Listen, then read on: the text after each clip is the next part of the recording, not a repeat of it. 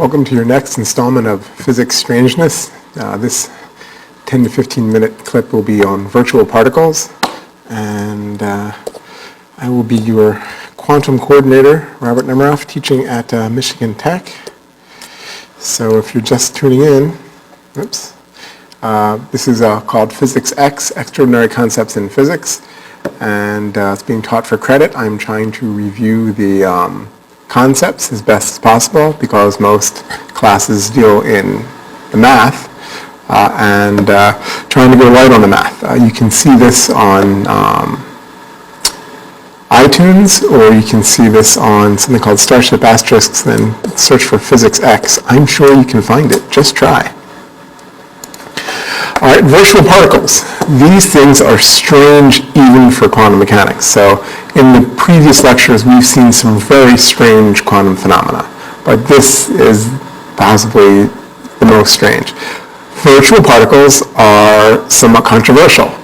They pervade all of space and time. They're everywhere all the time. They're less well, in my opinion, understood in the uncertainty principle. I don't completely understand them. I don't think anybody does.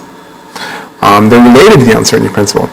Once again, I will be trying to raise you to my level of misunderstanding, telling you some cute facts. These things are used in calculations. As I said, things about them are controversial. They are, however, somewhat real in the sense that they're needed to explain static forces such as electricity. Who's seen electricity? Magnetism, this strong nuclear force, a good force that holds our nucleuses together. Weak nuclear force and gravity. I, for one, am fond of gravity. Maybe gravity. Gravity is controversial. Technically, general relativity doesn't use virtual particles. It just has curved space.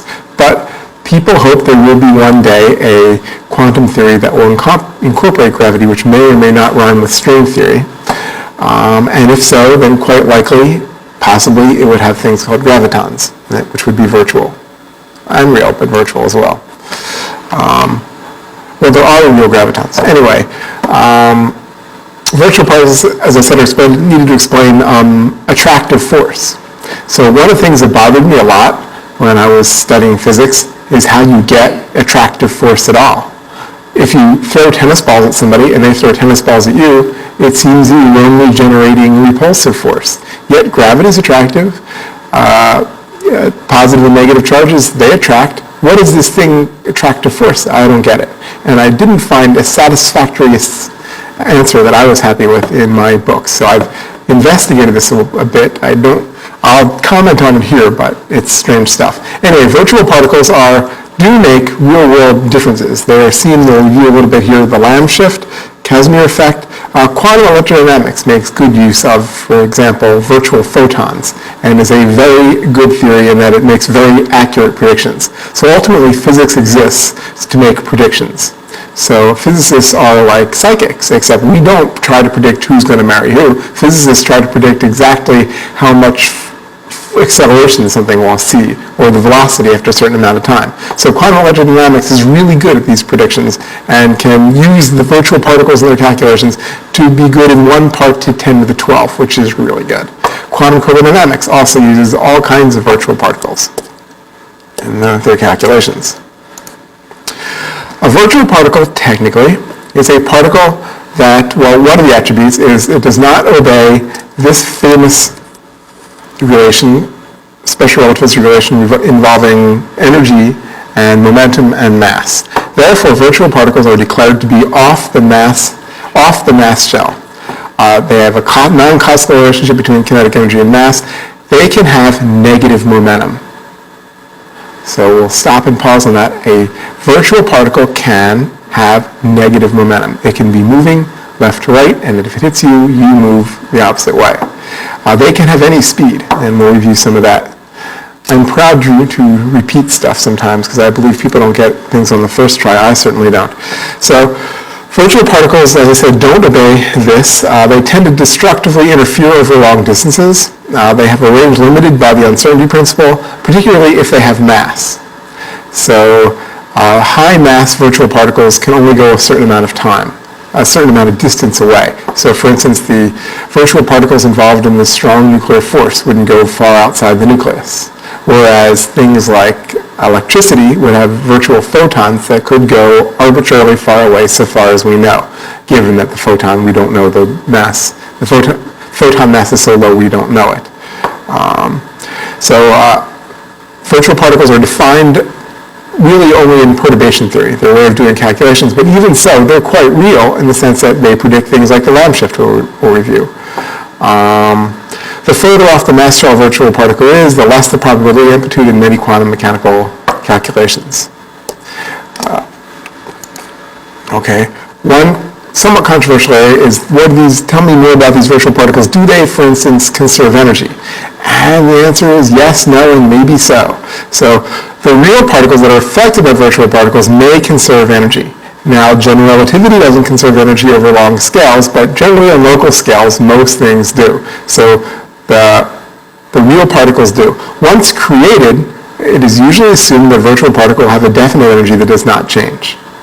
When being created, some people consider that the energy is just borrowed from a neighboring real particle, which would fluctuate inside the uncertainty principle. However, that's a little bit controversial because some people consider that virtual particles can be created in pairs. Particularly, they would be in pairs if they were trying to be, you would have to have if you had a charge-uncharged pair, so you could have an E minus and an E plus, and then you wouldn't have to just have one charged particle, virtual particles zipping around. If they came in pairs, if there's some quantity that needs to be conserved, like electric charge, then there would be they would be born here, they would annihilate there without a bang, they would just disappear, and there would be always conserved charge. Ultimately, though, the existence of virtual particles is interpreted from the mathematical frameworks of quantum theory. And some of these have infinities, which can cause debates as to what virtual particles are and what measurable quantities they might create. So virtual particles are completely hidden by the uncertainty principle. They are living on the other side of delta x, delta p less than h. The s is h bar over 2. That's a detail. So technically, you can't grab one. It's hidden by the uncertainty principle. However, something very interesting happens related to the Unruh effect.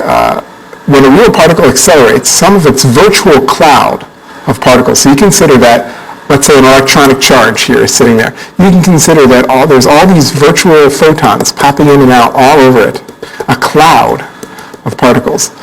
If you accelerate this electron, if you accelerate any charge, you get a real photon. That's just like if you accelerate any mass, you get a real graviton.